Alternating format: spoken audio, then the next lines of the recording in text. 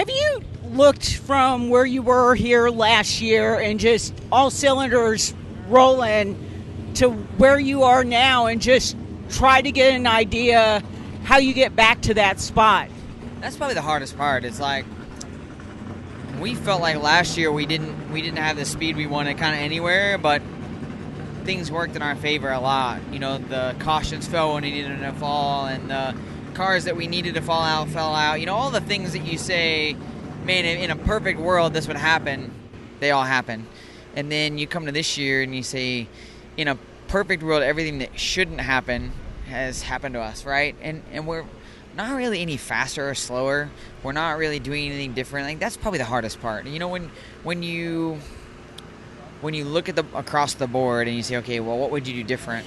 I can't think of a single race that I would go back to and be like, oh man, I would have done this differently. I would have chosen, this or that. The only time that I can say that was last week at Arlington, and I made an error in judgment getting into 3, coming to the end of the stage, and thought I was going to get clear of whatever lap car it was, and I just didn't get clear in time, and put myself in a bad spot and ended up getting the fence, and that was just kind of the end of our day. So if you can look at however many races we've run up to this point, and you can say, okay, there's only one race I would do something different, you can't really be too disappointed in that. So we got to keep doing what we're doing, and hopefully the tide turns. And the old saying is, I'd rather be lucky than good any day, and right now we need that. Is some of the pressure off of you since you've already announced your deal for next year? Because I look at somebody like Eric Jones, and here he is battling for trying to get into the playoffs, and has this big monster called a contract hanging over his head. How much confidence do you have knowing that that's been set aside? What's funny for me is, like, unfortunately in our shop, like, we've done everything we can do to try to make our program better. And I feel like I love where I'm at. I love our guys. I love Junior Motorsports. It's a great place to work. It's great for Brant. For them, it's the ideal place to be as a sponsor is concerned. There's a lot to offer, right? I think that being a big small team, we're not in a cup shop. We're not getting cup parts.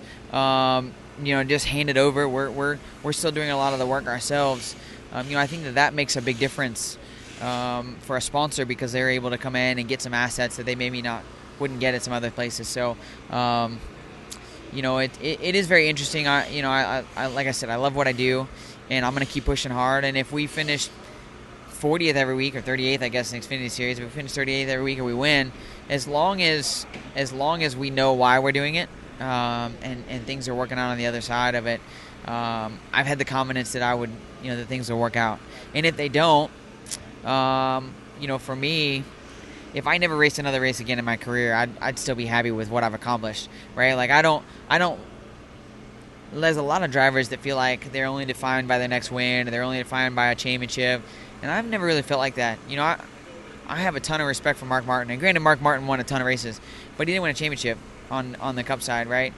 And still probably one of my favorite people to ever be in the garage and run a Cup race. So, I think sometimes we get caught up in stats a lot. And for me, sometimes that's not always the job that's at hand. And so I'm giving it 100% every week. And whether we win the race, we finish 38th, I know that I left every racetrack and given 100%. If you are one of the championship how do you change your game plan from all the other times that you've been there? Because you've been there a ton.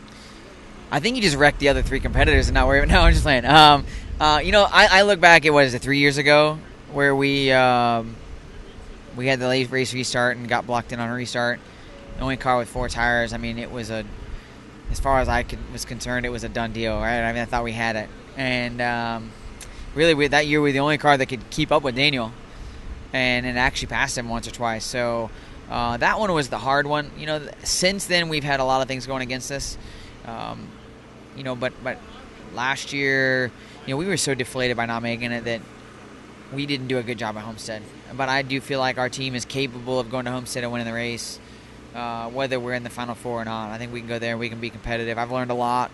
I've made myself learn a lot over these last 8-9 months since Homestead last year. And I think we got a good shot at going there again and try to go for a win, whether that's in the Final Four or not.